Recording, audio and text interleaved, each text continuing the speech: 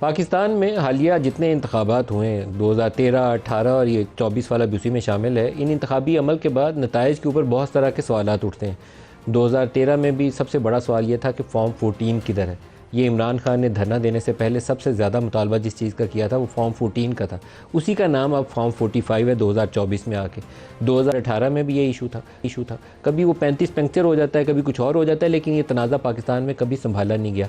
अभी पाकिस्तान तहरीक इंसाफ जिस चीज़ का सबसे ज़्यादा इल्ज़ाम आयद कर रही है और क्लेम कर रही है कि उनके पास फॉर्म 45 में नंबर्स कुछ और हैं, और वो ये भी दावा है उनका कि उनके पास फॉर्म 45 जो प्रिजाइडिंग ऑफिसर एक पोलिंग स्टेशन के पोलिंग ख़त्म होने के बाद जारी करता है, दस्तखत शुदा होना चाहिए तमाम। उसमें प्रिजाइडिंग ऑफिसर के भी दस्तखत होते हैं और पोलिंग एजेंट्स के भी दस्तखत होते हैं।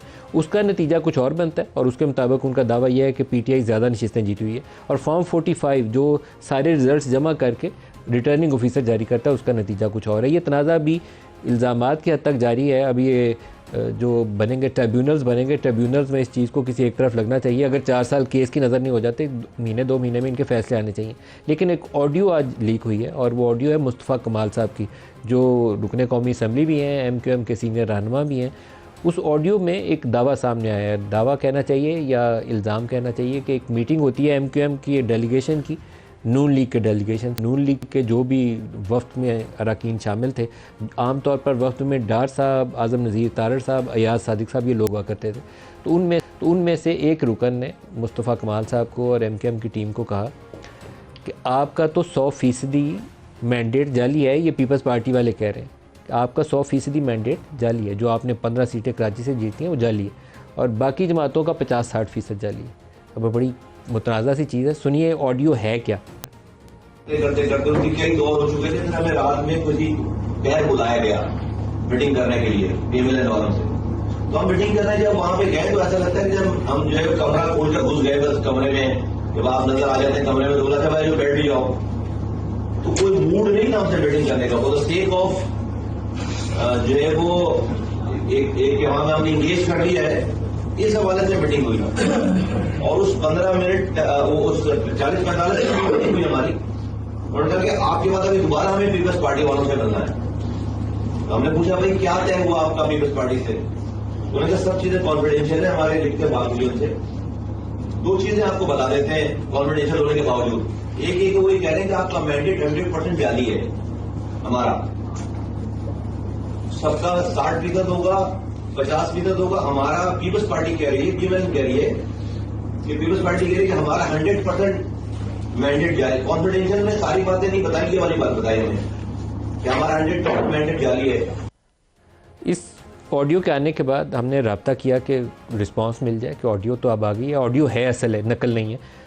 PMLN के लोगों को भी हमने जो रब्ता में उस मीटिंग के अंदर थे तो उनको मैसेज किया हुआ। आज़म नज़ीर तारड़ साहब उनको भी कोशिश कर रहे हैं रब्ता करें, क्योंकि बाज़ हमारे जो रिपोर्टर्स हैं उनका ख्याल यह है कि आज़म नज़ीर तारड़ साहब कुछ ऐसा इंटरेक्शन कर रहे थे।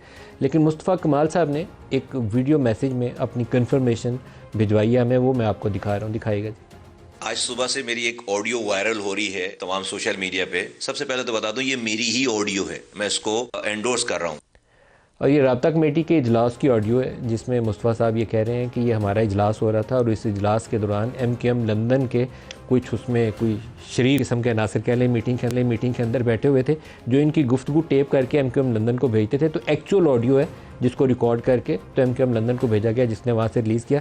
लेकिन ये जो तफसील आई है ये बड़ी मानी खेज़ है। तो मैं चाहूँगा कि प्रोग्राम की इब्तिदा इस इशू से करें और अपने मेहमानों से भी पूछें कि तनाज़ा तो फिर बढ़ जाता है इससे बजाय, तनाज़ा समेटने की बजाय, और एक नया चैप्टर खुल जाएगा इससे। जो आज प्रोग्राम चुका है हसन रज़ा पाशा साहब हैं, सीनियर कानूनदान हैं। ज़रताज गुल साहिबा हैं, पाकिस्तान तहरीक इंसाफ या सुन्नी इत्तेहाद कौंसिल की रुकने कौमी असम्बली हैं। अब दोनों को खुशामदीद कहता हूँ। इसके अलावा आबिद शेर अली पाकिस्तान मुस्लिम लीग नवाज़ के सीनियर रहनुमा हमारे साथ हैं फैसलाबाद से, आपको भी खुशामदीद कहता हूँ। ज़रताज आपसे शुरू करूँगा, ये ऑडियो जो लीक आई है इसके ऊपर आपका क्या रद्द-ए-अमल है? थैंक यू मलिक साहब, thank you for inviting me. देखिए ये तो मुस्तफ़ा कमाल साहब ने खुद ही कह भी दिया था, जो आपने इनकी अभी वीडियो दिखाई है, कि वो कह रहे कि 100% मेरी ही ऑडियो है और वीडियो है। तो इसका मतलब वीडियो नहीं है, ऑडियो है। तो वो तो इससे डिफ़र कर ही नहीं रहे ना, वो तो एक्सेप्ट कर रहे। तो इसका मतलब है कि ये तो बात मुसल्लमा हकीकत हो गई है कि मैंडेट भी जाली है, वोट भी जाली है और फॉर्म 47 के मुताबिक लोगों को ज़बरदस्ती जितवाया गया है, जो अभी तक भी सिलसिला जारी है, स्पेशली PMLN को मेजॉरिटी देने के लिए और हुकूमत देने के लिए। क्योंकि आज भी लोधरा के अंदर या कल जो है अख्तर कांजू साहब को जितवाया गया रिकाउंटिंग के अंदर। अभी चल रही है एक गाली गौर गलोच की। एग्जैक्टली। सो वो फैसलाबाद से भी जो PTI ने क्लीन स्वीप किया है, तो वहाँ से भी एक और धांधली की सीट जो है वो दे दी जाएगी। अब पता नहीं धांधली है या सही है, मैं तो नहीं ये कह रहा, ये तो अभी रिजल्ट आएंगे तो पता चलेगा ना, नंबर्स तो मैच होने चाहिए ना जब वोट काउंट होगा। वो तो फिर वही बात है ना कि देखिए मलिक साहब, यानी इलेक्शन तो 8 फरवरी को हुआ है। 8 फरवरी को तो जो आवाम ने फैसला करना था, एक खामोश इनकलाब था, जुल्म को बदला जो हुआ, RO के दफ्तर के सामने जो है वो प्रपोजर और सेकेंडर उठाए गए, अरेस्ट हुए, हमें नॉमिनेशन पेपर नहीं दिए जा रहे थे, फिर रिजेक्शन की तरफ चले गए। लेकिन सब उस तकलीफ आजमाइश का और जो चार और चादर दीवारी को जो है वो पामाल किया गया, लोगों ने वोट के जरिए दे दिया ना फैसला। आप कितने वोटों से जीती? मेरे पास असल तो खैर बहुत ज्यादा वोट है, लेकिन अभी अल्हम्दुलिल्लाह मेरी 65,000 की लीड है। 65,000 वोटों की? जी 65,000। 65,000, तौबा तौबा तौबा, इतने वोट को बदल ही नहीं सका होगा फिर। जी कोशिश तो उन्होंने बहुत की है लेकिन बदल नहीं सके। वैसे वोट भी सारे मेरी ही रिजेक्ट किए हैं 15,000। अच्छा जी, और पोस्टल बैलेट पेपर भी सारा मेरे मुखालिफ को ही पड़ा है, लेकिन इसके बावजूद भी अल्हम्दुलिल्लाह डेरा गाजी खान के गयूर अवाम ने इस तरह मुझे वोट दिया, इतनी दुआएं दी मेरे लिए, लाइन में वो सुबह से लगे कि मेरे मैंडेट को ये लोग चेंज नहीं कर सके। लेकिन अब ये दो बातें इसके अंदर कन्फेशन है मुस्तफ़ा कमाल साहब की। पहले तो ये तो कह रहे कि चीज़ें तय हो रही हैं, इसका मतलब है कि अवाम के मैंडेट से, अवाम के वोट से चीज़ें तय नहीं हो रही हैं, फैसले कुछ और फैसले कुछ क्या हो रहे हैं कि जो आपके पास जो बाकी पॉलिटिकल पार्टीज है उनके पास जो मैंडेट है वो 60% तक जाली है, और जो MKM है उसके पास तो उक्का ही जाली है। यानी एक तो ये कन्फेशन हो गई, दूसरा है कि वो मामला तय हो रहे हैं। लेकिन हम तो समझ रहे थे कि वोट के जरिए फैसले हो गए, वोट की ताकत से ही लोग अवाम के नुमाइंदे आएंगे।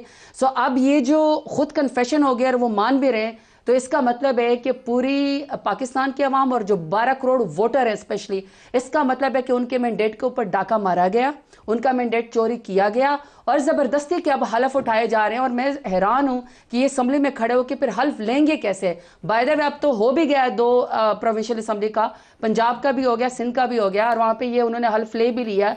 अगर अपनी सीट भी हारी हुई है, अपनी सीट भी जाली है और इनकी पार्टी भी नहीं जीती हुई, तो उसके बाद फिर ये अवाम के सामने किस तरह ये सामने पाशा साहब बताइए, ये इंटरेस्टिंग ट्विस्ट है उस लड़ाई के अंदर जो PTI 8 फरवरी के बाद दावेदार थी, एक ऑडियो लीक की शक्ल में। बिस्मिल्लाहिर्रहमानिर्रहीम। मलिक साहब, ये ऑडियो नहीं है, ये वीडियो लीक है। मैं जो सोशल मीडिया पे देख रहा था, वीडियो के ऊपर ऑडियो पेस्ट हुई है, वो मीटिंग और है। अच्छा ऑडियो है। ऐसे लग रहा था कि वो लगता है कि वीडियो है, मीटिंग है और मीटिंग में वो दिखाया ऐसे क्या। अच्छा चले, ये एक आपने, मैं समझ रही ये लेकिन रहा था ऑडियो कंफर्म्ड उनके, ऑडियो उन्होंने कंफर्म तस्दीक के लिए बता खुद से दिया। मैसेज दे अच्छा, दिया। इसमें 3 चीज़ें हैं। एक, जब हुकूमत साजी की बात होती है तो फिर एक दूसरे को डराया भी जाता है, एक दूसरे को अप्रिशिएट भी किया जाता है, और वो डिपेंड करता है कि हालात क्या हैं और सर्कमस्टांसिस क्या हैं। आपने देखा कि MQM की वो उठान नहीं है जो पहले हुआ करती थी। पहले 9-0 पे या बहादराबाद में लीडरशिप जाया करती थी उनको मनाने के लिए। एक दफ़ा हल्का सा सदीकी साहब ने कहा कि उनको आना चाहिए, अगले दिन ही वो लाहौर पहुंच गए और उन्होंने कहा जी हम आपसे तावन करेंगे। ये चीज़ें। दूसरी चीज़ जो अहम है इसमें, आप कमिश्नर रावलपिंडी का जो है वो भी मेरा ख्याल है कि कोई मैसेज था उन पार्टीज़ के लिए जो ये कह रहे थे कि हम वो नून लीग और पीपल्स पार्टी के लिए था। वो तो आदमी से कर रहे थे, हुकूमत नहीं लेते और ये नहीं ले, आप बन जाओ, ये बन जाए। लेकिन वो एक ऐसी चीज़ थी जिसकी वजह से वो फिर सारे बड़ा काम आया जी कमिश्नर साहब, एक आधी रात को जो भी है वो हो गया। तो ये चीज़ें जो है बहरहाल अपनी जगह पे सिग्निफिकेंस तो इनकी है और देखा जाना चाहिए। बड़ी डैमेजिंग ऑडियो है सर। एक और जो बड़ी अच्छी चीज़ मुझे लगी, आज अली मोहम्मद ख़ान साहब ने प्रेस कॉन्फ्रेंस की और उसमें उन्होंने कहा कि अब हम ये सोच रहे हैं और हम ये कहते हैं कि एक नया इमरानी मुआहदा होना चाहिए। थैंक्स गॉड कि काफ़ी अरसे बाद PTI की जानब से ये बात आई है, वरना इससे पहले पॉलिटिकल पार्टीज, तजिया निगार, एनालिस्ट वो ये कहते थे कि आप इमरानी मुआहदा करें, ग्रैंड डायलॉग करें, बैठें, और वो नहीं बैठते थे। बानी PTI इस पे तैयार नहीं हुआ करते थे। अगर अली मोहम्मद ख़ान जैसे रिस्पॉन्सिबल बंदे के मुंह से ये बात आई है तो मैं ये समझता हूँ कि ये इमरान ख़ान साहब की तरफ से ये एक पॉजिटिव मूव चली है। इसको जो हुकूमत बनने जा रही है या बनी हुई है, इनको अप्रिशिएट करना चाहिए और 2 कदम आगे बढ़ना चाहिए। ये है इस वक्त की ज़रूरत, ताकि इमरान शायद इस ख्यालात को भी इंडोर्स ना करे, लेकिन पीटीआई से जो भी इन ख्यालात की बात करे बाकी जमातों को उसे वेलकम करना चाहिए। करना यहाँ तक चाहिए, आपकी मैं ये है। बात कर रहा हूँ। आबिद शेर अली साहब, ये जो मुस्तफ़ा कमाल साहब की ऑडियो लीक है, ये कमिश्नर रावलपिंडी के बयानात के बाद ये दूसरा बड़ा एक झटका होना चाहिए आपकी सियासी जमातों के लिए। कितना बड़ा पोलिटिकली डैमेजिंग देखते हैं इसको आप? जी मलिक साहब, बहुत शुक्रिया। मैं आपसे अर्ज़ करूं, पिछले ही प्रोग्राम में फैसल वाडा साहब ने भी एक कन्फेशन किया था आपके ही प्रोग्राम में, जो धांधली मेरे साथ 2018 में हुई, मुझे जिस तरह हरवाया गया, फिर जिस तरह जरताज गुल साहबा की पार्टी और इनको असम्बलियों की जीनत बनाया गया एक जाली मैंडेट के ज़रिए, फिर मुल्क का भी हशर आपके सामने है। इस मरतबा भी देखें, मैंने आपसे कहा जी हम हार गए, मैंने कहा उस प्रोग्राम में जी हार गए, लेकिन उस हार के पीछे भी बहुत सारे वजूहात और धांधली का एक बड़ा पेश खैमा था जिसका नाम नादरा है। मलिक साहब, मैं आपको रिकॉर्ड भेज दूंगा, जिस तरह हज़ारों वोट मेरे वोट आउट किए गए, मेरे पक्के PMLN के जो पिछली 3 दहाइयों से नस्लों से हमें वोट डालते आते हैं, उनको वोट आउट कर दिया गया बाहर के हल्कों में, और बाहर के लोगों का वोट इन कर दिया गया। तो मैं इस निटी-ग्रिटी के जाने के बावजूद जो मुल्क इस वक्त हालात का, जिनका चैलेंजेस का सामना लोग कर रहे हैं, लोगों की बिजली के बिल अभी कल फिर महंगे हो गए, गैस, लोग एक दूसरे को मार देंगे। ये सियासतदान अपनी लड़ाई और अपनी अना की भेंट चढ़ा देंगे मुल्क को। अब जो भी होना था इलेक्शन में हो गया, एक SOP बनाकर असम्बलीज में बैठकर लोगों के मसाइल को हल करें। हार गए बाहर हो गए। अब मैं कहूँ कि जी नादरा का ऑडिट करा दें, मेरे ये वोटों की लिस्ट है, मेरा तो ये तो मैंडेट ही जाली दिए थे गया उनको। तो ये बहुत से सोफिस्टिकेटेड तरीक़ों से धांधली हुई। नादरा का प्रोग्राम था जो अभी सेंसस हुए, जिसका वोट कहीं का, अब दूसरे हलकों के वोट, हज़ारों वोट मेरे हलकों में आए, PTI ने डाल के गए, जिनका वजूद ही नहीं है मेरे हलके में। तो मैं इसके बावजूद अपनी हार को तस्लीम करता हूँ। मैं चाहता हूँ कि मुल्क को आगे लेकर चलें। अगर आप लड़ेंगे, फिर आप आवाम भी आपको रद्द कर देगी। अभी जो भी मैंडेट मिल गया, जिस तरह का भी मिल गया, अब इसको हमें पार्लियामेंट के अंदर बैठना चाहिए, जो मुल्क के वसी तर मफाद में भी, जैसे अली रज़ा साहब ने भी फरमाया कि हमें आगे लेकर जाना चाहिए मुल्क को। बड़ी ख्वाहिशात हैं, हर इंसान की ख्वाहिशात है। मेरे से दूसरी तीसरी मरतबा ज़्यादती हुई, तो मैं उसके बावजूद जो मुस्तफा साहब की ऑडियो के अंदर फेक मैंडेट का जिक्र है, उसके ऊपर थोड़ी सी बात ना कर ली जाए कि क्योंकि जो सीटों के ऊपर पिटिशंस आएंगी या ट्रिब्यूनल्स के अंदर केसेस आएंगे, तो वहाँ 45 और 47 का फ़र्क तो जाना जा सकता है। मलिक साहब, ज़्यादा मुश्किल काम भी नहीं। इसमें इसका तो जवाब फिर आपको मुस्तफ़ा कमाल साहब देख सकते हैं ना, कि उन्होंने किस पैराए में ये गुफ्तगू की, ले उनको लाइन पे।